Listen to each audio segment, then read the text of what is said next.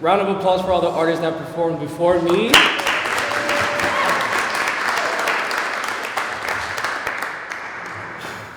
I'll be reading two pieces tonight.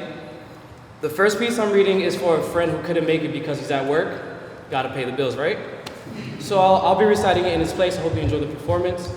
Then the second piece I'll be reading will be a piece that I personally wrote solely for this event tonight, so I hope you enjoy that too. I like to write how I feel and I say how I feel at that moment, so hope you could let that resonate within you. Who wrote the piece you're about? Oh yeah, the artist who wrote this piece, his name is Philip McConnell. He's part of my arts collective named OM7. We're based out of Trenton, New Jersey. Really a great friend of mine. So he's an intense artist. He writes beautiful work. He just wrote a poetry book. He self-published it himself. He's already sold out his copies that he had, so maybe a round of applause for that also.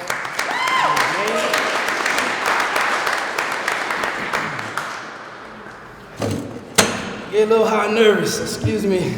Okay. You're among friends. All right, cool, awesome. As the chemicals drip off her dimples, she remembers a time so simple. Before wallowing in sorrow, a look so grim it spells no hope for tomorrow.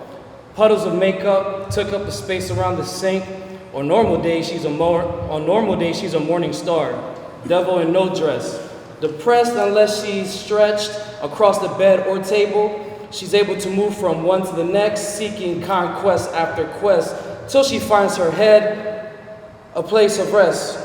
She weaves dreams, sewing machines, pyrate ghost strings with her wicked tongue. She leaves you treads in your mind undone. To her act of love is fun. Till she met the one. He who she couldn't get past, the last crusade, her voice, the blade. As she slays his demons that haunt him, she faults them for how he is. All she dreams about is kids, and all he wants is to do is live in a world without her. And that was a piece by Philip McConnell.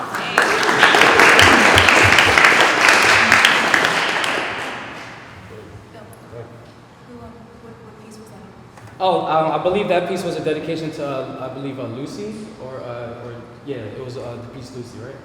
Or Jocelyn, I believe? I have a character named Lucy. Lucy? Yeah, maybe. Possible. One of those names, yeah. There's a lot of I'm going to say Jocelyn, yeah, it was Jocelyn. It was Jocelyn, yes, because you said it right. That's better. This piece right here, I've been here so many times looking at this work, it was really hard to choose, but I think it's referencing the carnival piece back there. It's a short story about a friend of mine who used to always wear a mask. Now he kind of found himself, so this is it right here.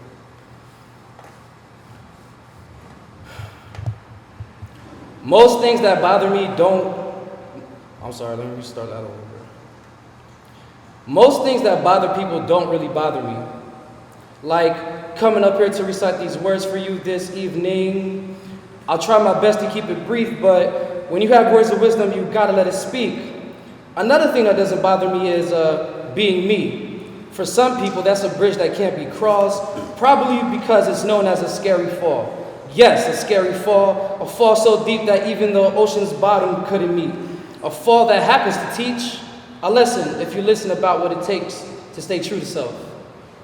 Have you ever felt that bottomless pit inside your stomach? Yeah, that's the function that happens when you want to break away from distractions, but you can't.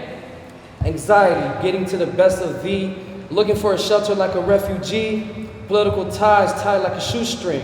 It's a shame what you're doing. I guess the last thing to share is another thing that doesn't bother, and that's loving every part of me. And that's all.